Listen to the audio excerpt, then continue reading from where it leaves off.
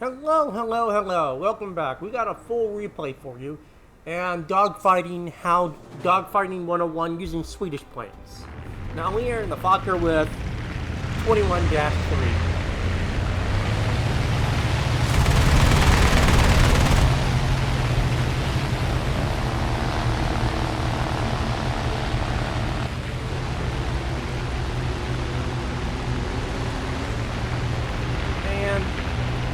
Have a really interesting line. Theirs is mostly hand-me-downs of World War II planes, and the Fokker here is a 1.7 battle rating, and we're going against some planes that have like a 3.0 to a 4.0. So definitely planes that definitely can outclass us by far.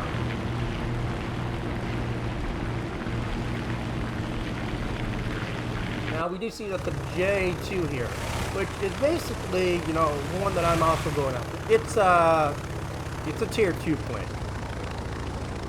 You see me there.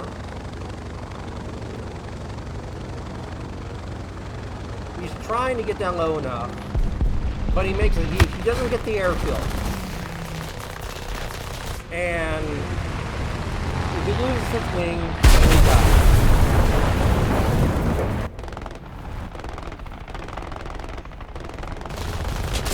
And then you see I lock on to the P-51 here.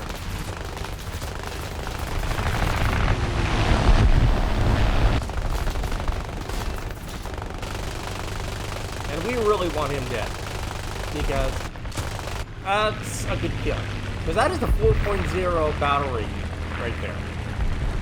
Versus us 1.7. And we pick up skill matters, which basically destroy a plane like 2 battle ratings higher than him. Now the P-51 Hispano with that one and gotten on me, one shot and it would have killed me. Now I do screw up here. Because you can see that there is a lot of guys here.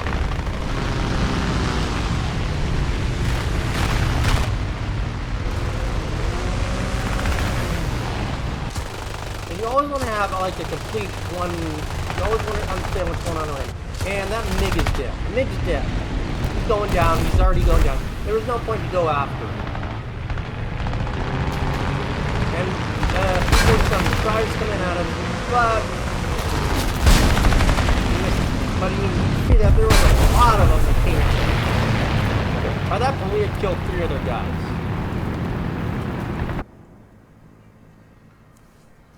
So, you know, when you start getting to that point of having like 3 kills, 4 kills, and you have 0 deaths, the team actually starts. Now see here, there's 5 guys, 6 guys dealing with that one plane.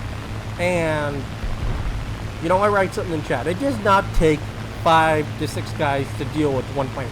And those 6 guys basically allow them to take back the airfield. And there's not a huge point difference between the two, so that is just concerning and unfortunate. At max, 3 guys to kill a plane. I would say 3 for a bomber, 2 for a fighter, unless you can make sure you can get it. Now this J22 is dead. And that's a key thing I see a lot of people at tier 3, which is basically rank 3, and higher tiers do, especially in arcade battles, is that they always go for the first guy. You never want to go for the first guy, because if you go for the first guy, 1 or 2 guys behind him can go after you, and that's just gutsy. Now in hindsight, you know, I went for the P40. I should have went for the Fokker, because that was my bad. And because the Fokker outturns me in every aspect. But in all honesty, this was a stock plane. See, he is just shredding me, and that's unfortunate. That was kind of sad, and a little bit disappointing on my behalf. 2 kills, or 2 deaths, 5 kills, and a score of 1238. Now we're in our last monoplane. And so we're like, we desperately need to keep this guy alive. Because if we lose in this plane, guess what? We've got 2 little biplanes left. And biplanes versus what we're facing, a P-40, an FW-190, BF-109, F-4U, F-6F, A-36, a lot of good planes that can just shred a biplane. So we're desperately needing to keep this alive. And I see all of these guys going after, but I see a bunch of little stragglers coming out. I see some stragglers. So I go for the I-16 because that is a Soviet plane, and that thing is a little scary little bastard to go after. He's a little scary one. He goes on fire. He's basically dead. Is he completely dead? No. Now we go for the bullfighter. He's dead.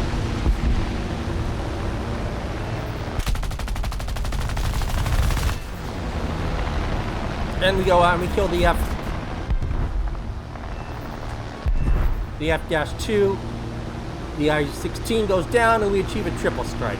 But it definitely does hurt us at some point because we're going to use 0 or O to look at us on our X-ray. And you can see our engine is, well, screwed. It's going red, which basically means it's taking some damage. And with that engine down, it basically means that we're going to slowly, at a point, the engine's eventually going to cut out. And this plane is basically still stock. And I text my team, I'll take B. Prop my landing gear, drop my flaps to landing position, and go in.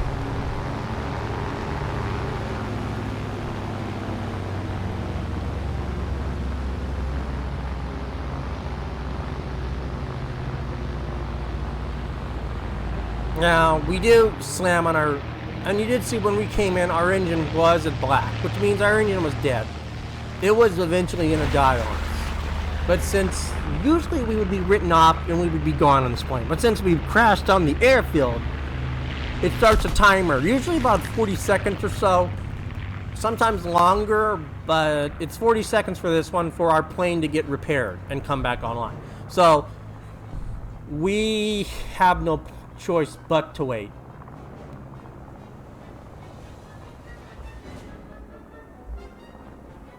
Like, there it is, screen goes dark, and our plane's back. Completely fixed airplane. Now we go right back into the fight.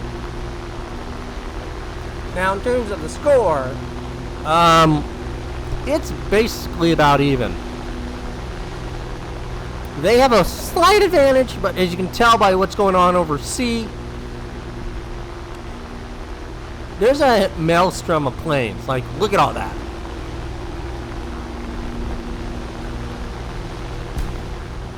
That BF-109 over there, Fitzmat, has definitely got a guy locked in.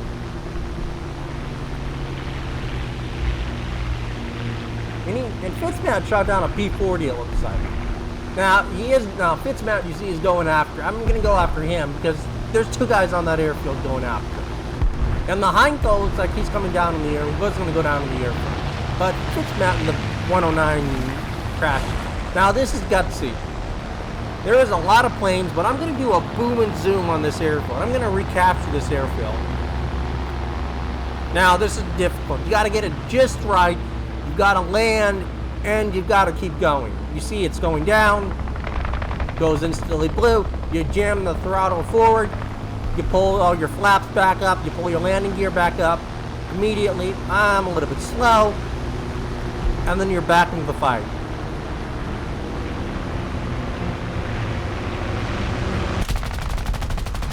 Lock onto the first guy I can see. Is it gutsy? Absolutely. But we managed to knock out the D.XX-3, which is basically a French plane. P-36. He's gone.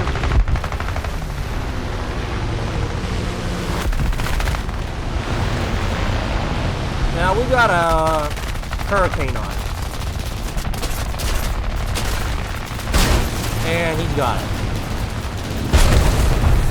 But in that life, we killed 5 guys and captured 2 airfields. So our score almost basically tripled itself. And now we're down to our last buy point. We did have C over there. We did have all caps. B, C, and A. But we have their home base at A, which you can see is covered by AA batteries. Which is a difficult target to get. Because in low tier, the AA fields, especially the home base, has a lot of good AA. It's like real accurate. And I'm like, recap C. I tell the team, recap C. You see that the F2A is going in. He's making his run. And we will, the P-36 is also going in. I was going to ride P-36, pull off. But he goes in with him. You see he's starting to kind of pull back up. See, it was basically a zoom and boom for the F2. He basically went in there and then instantly zoomed back out. That's how you want to do it. Especially in this kind of fight. Now, we do go up 1 kill because we managed to get I got kill credit for the P-36G. And usually you don't want to go into their spawn.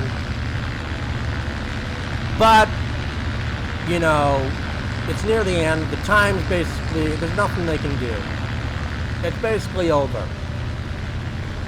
11 kills, a score of 31-48, 2 base captures, and 11 kills, 3 deaths using monoplanes.